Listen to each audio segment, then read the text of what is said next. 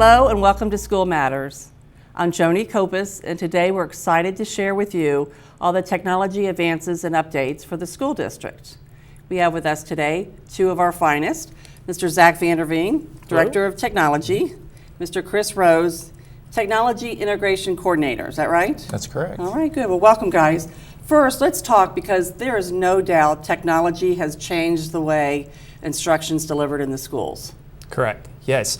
So the place that we first began with is investing in devices and our infrastructure as well. So we first did a pretty large upgrade of our wireless and our networks to make sure we can handle all the additional devices. Again, we were fortunate with the new schools that our infrastructure was there. Correct. That helps. Absolutely. And then what we've done over the last couple of years is we've been moving towards trying to achieve a 1-to-1 ratio of devices per student. This is a multi-year process. Next year, I'm really happy to say that we're going to be going to a 1-to-1 ratio with our grades 7th, 8th, and 9th, so our middle schools and our freshman school. And we are going to continue to invest in Chromebooks, which we have right here. Right. And this will allow students and our staff to really be using the technology to further instruction. And so what you see is quite a few teachers using things like Google Classroom, Google Apps for Education, assessments, etc. And every student has a device, and then they can work with them in their class. So does each individual student have their own, or are these on like 30 on a cart that a teacher would take and then they charge them every night? Correct. For grades 7 through 9, the way we are going to begin is students will get the device at the beginning of the day. They will go through the day with the device, and at the end of the day they will return it back to the cart to charge. And then the next day it's ready to go again. And the next day it's ready to go again. Perfect. So you said, we invested a lot in the money with that, about $500,000 for that, getting closer to the 1-to-1 ratio. About how many do we have now then? We've got approximately within the district about 6,500 Chromebooks and about 1,000 tablets, give or take. And we're transitioning from iPad tablets to Android tablets for the youngest grade levels, kindergarten. But yeah, the majority of them are Chromebooks at different age levels. Down in our elementaries right now, we are almost a 2-to-1 ratio of devices per student. And then up at the high school, grades 10 through 12, it's more of like a 1-to-3 ratio at the moment. But we're hoping to go 1-to-1 with them, not this coming school year, but the following, the 17-18 school year. And I know this year too, we started the bring your own device at the high school level. So how's that working? It's going fairly well. I think the feedback we've been getting mostly from the teachers is, at least for instructional use or instructional production, it's really nice to have a full-on device, something with a keyboard and a screen. So bring your own device can really be any kind of device. It can be a tablet or a phone. And they're finding that phones in particular, they're great for quick lookups, for quick ways to see, some information, how we use our phones. But when it comes to actually producing, or the higher level of, we'd say in education speech, Bloom's level taxonomy of creation and synthesis, you really can't do it with your thumbs. You really need a device. So I think they're looking forward to having a device with a student that lends itself to production. Wasn't that one of the challenges with the online state testing at the younger levels? The students have to learn, as you mentioned, to manage the keyboard, much less the content. Correct. And it's a learning. It is, and I always, when I talk to other curriculum directors or instructional or tech directors, like when our students take an assessment, you really want their cognitive capacity to be spent on actually wrestling with the material, right? You want them to be thinking about the problems that they're supposed to be wrestling with. You don't want them to be spending a good chunk of time trying to figure out, well, how do I drag a mouse here, or how do I type here? You want them focused on the area in which they're being assessed. So in Hamilton, we're very fortunate that we have so many devices, and that our students are having such constant exposure to how to use the device. And again, it becomes second nature to them, so they can start to use the device to really increase their academic growth. So if I'm a teacher at one of the schools, does every teacher have that, or is it, some teachers I think would probably feel more comfortable using that than others? Is it subject specific or teacher specific? Yeah, I think you're getting to the fact that what support networks do we provide for our teachers for continual growth? And we have everything from online training modules to every building has, they're called TLCs, but folks in their buildings who are technology kind of consultants and experts. And then of course we have Tricia Smith, who's a very busy woman out working with teachers on how to really use the devices. We provide a number of opportunities for training with teachers. Because you're right, we see, you kind of see a spectrum of capabilities and what folks are comfortable with, just like you do with the students. Right. And I'm sure you both get, calls in the middle of the day, help, help. Very frequently, yes. That may take up, and again, it's a comfort level, and so the teacher has to feel comfortable what they're doing before they can in turn, send it on to the students. So it's a learning, because the students, they've been brought up with it, so they're obviously a little bit more comfortable than maybe some of the veteran teachers who are learning as they go. So, that's good. So professional development is going to be ongoing for staff. And, Correct. And, there are, let's talk about the guidelines for students, because, it's a beautiful thing, but we don't want students to abuse it either. Right, and I think that's where every district needs to have a really well-written, acceptable use policy. And I believe we do. It's really good. Basically, if I were to sum it up in a nutshell, is if you're using tech, it's got to be used for educational purposes. Right. And that's we keep it pretty simple for our students.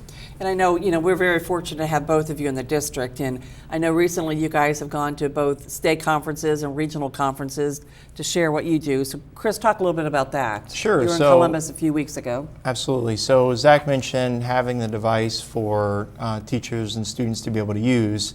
I see that as a car, and you need a mechanism. You need the gasoline or the electric engine or some motor to power that mechanism. So we presented at OETC on a system, on a platform that we developed called Abre, which means to be open, which is basically the fuel for the Chromebook. We have these devices. We'll have these devices, one per student, eventually here soon.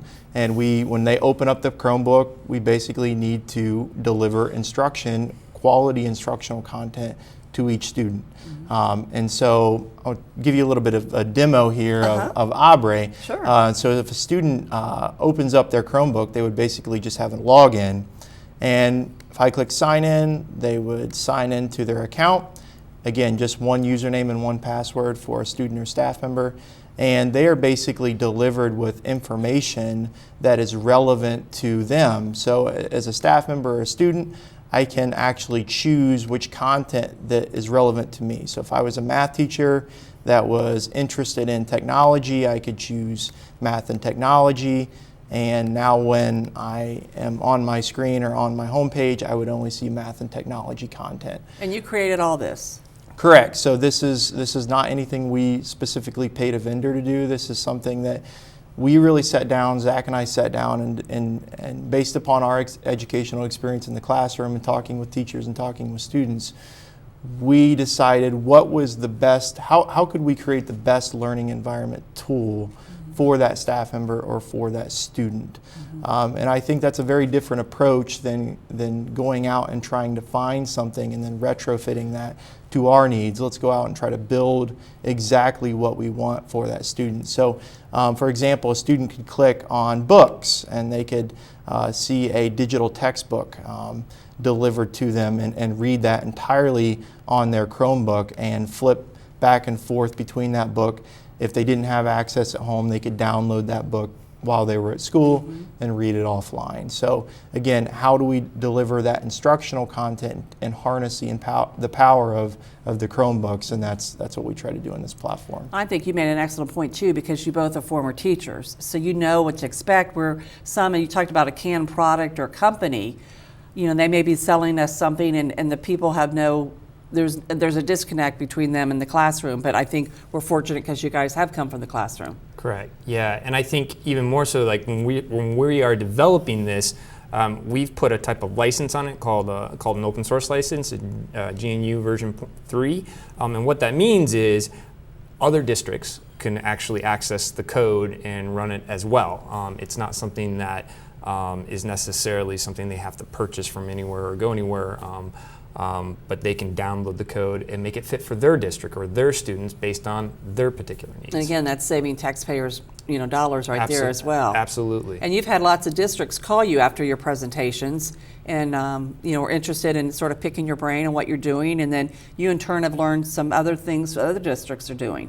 Sure, I think that districts that are going one-to-one with Chromebooks or some electronic device are finding the need to have basically in the environment of where is going to be the home base for their staff and students. And as Zach mentioned, you have to think about your infrastructure and make sure that can be supported. You have to think about make sure you have your devices. Is that supported? Now I need the tool that I'm going to visit each day to get my information and be in sync with my building or be in sync with my students, and that's what we think we've delivered.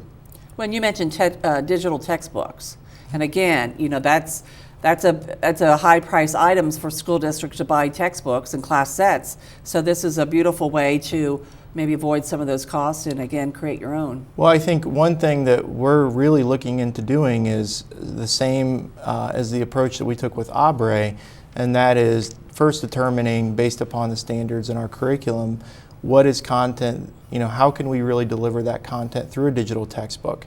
And many of the times what we're finding is information is already available and much of it is public domain. And so how could we package up that content? How could we package up those quality materials that is vetted through our instructional department and deliver those to our staff and students? So, and you can see on my screen here, we can actually add a royalty-free or public domain book to our library and control the number of licenses that are distributed to our students. So if we did have a particular copy of something that we purchased through a license, we could control the distribution of that purchased material to only the amount of licenses that we own. And I would think, Zach, as a new teacher, you're learning, classroom management so much, but there's also, you could get on there and have like model lessons. So I think it would help our new teachers. So we're moving our curriculum maps into Abre, and then one of the components of the curriculum map is our series of model lessons that go with where a teacher would be on the curriculum map.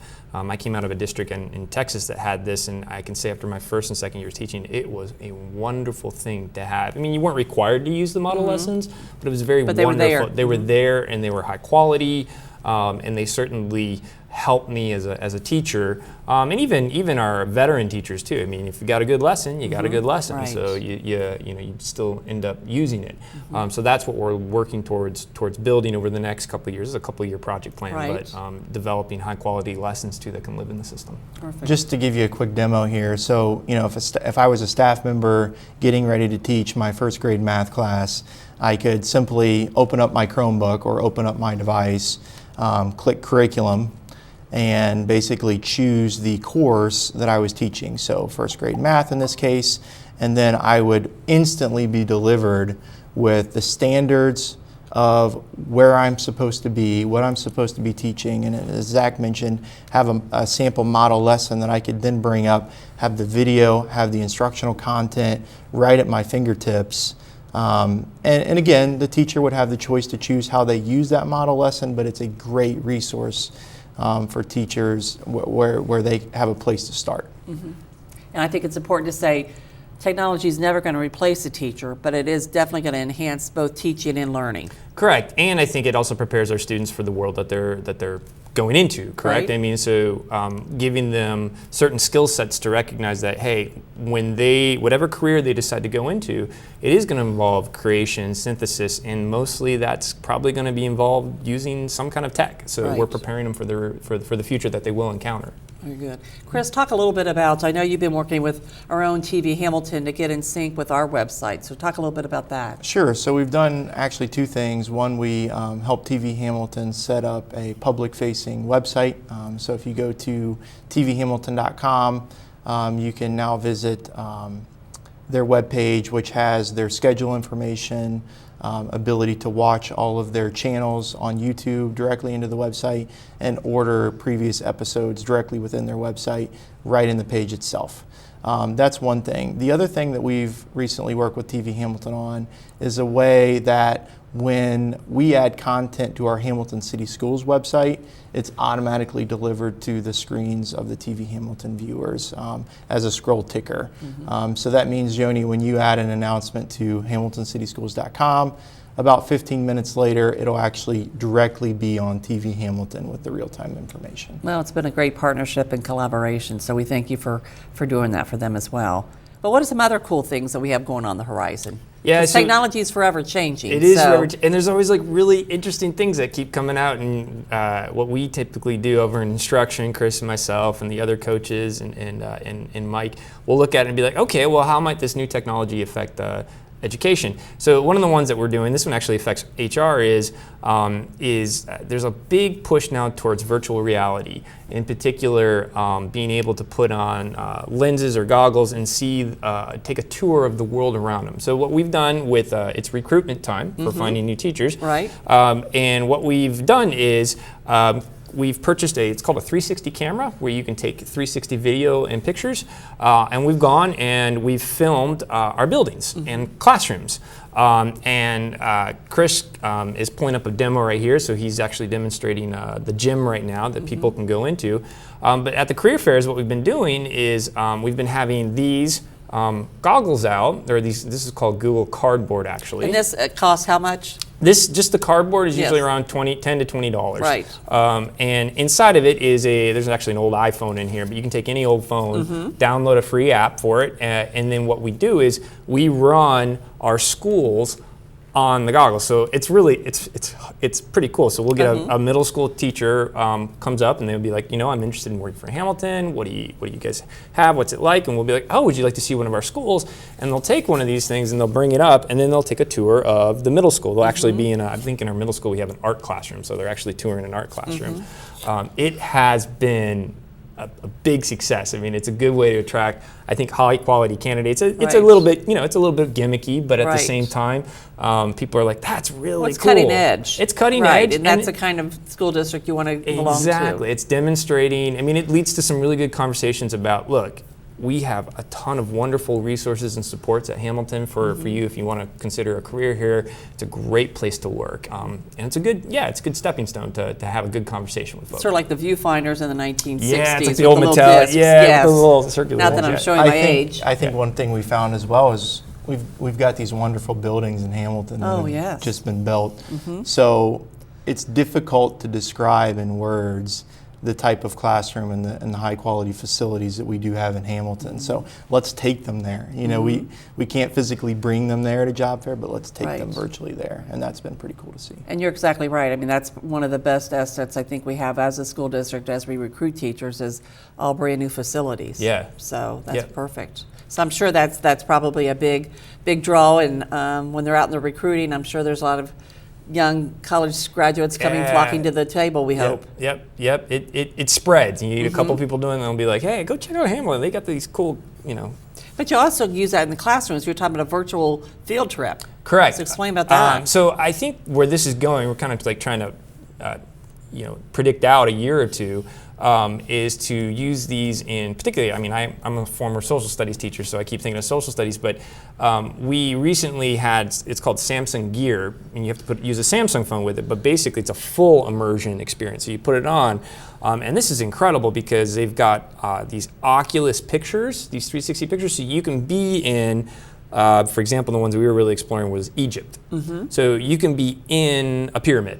And you can look all around. It's just like you're in there, and you are full on immersion. Which again, I was using it with my children at home, and for them to see it, they were just oohs and ahs, and this is so incredible. So I just think that just saved you a vacation to Egypt. Exactly. I think it.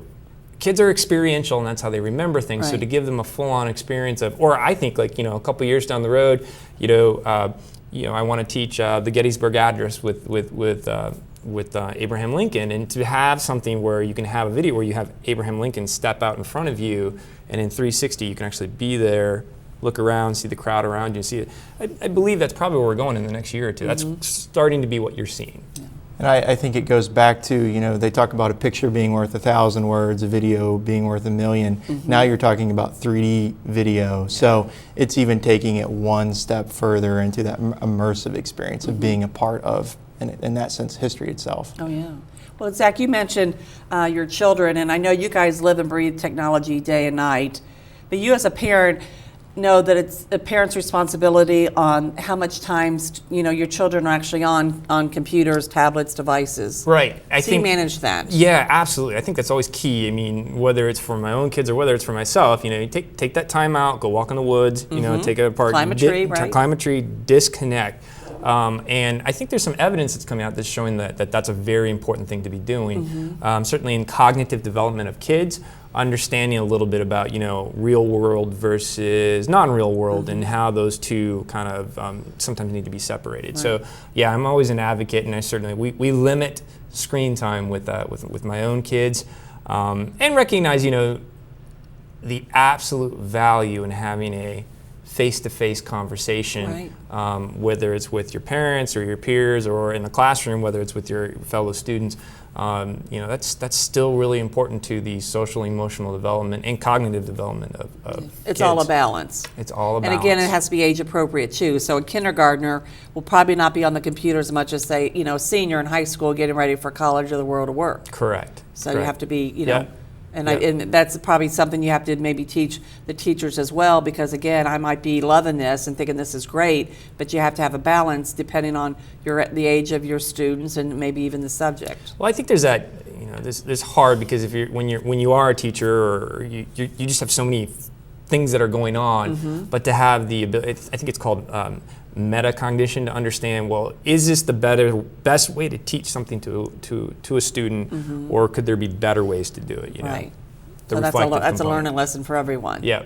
So very good. Well, sounds like there's a lot of things going on, and we know with technology, as soon as you buy something, it's going to be obsolete soon. But it's forever changing. But it's always to the betterment of our students and staff. So, well, thank you guys very much. We appreciate you coming and showing us all your little trinkets there. And for TV Hamilton, we'll see you next time on School Matters.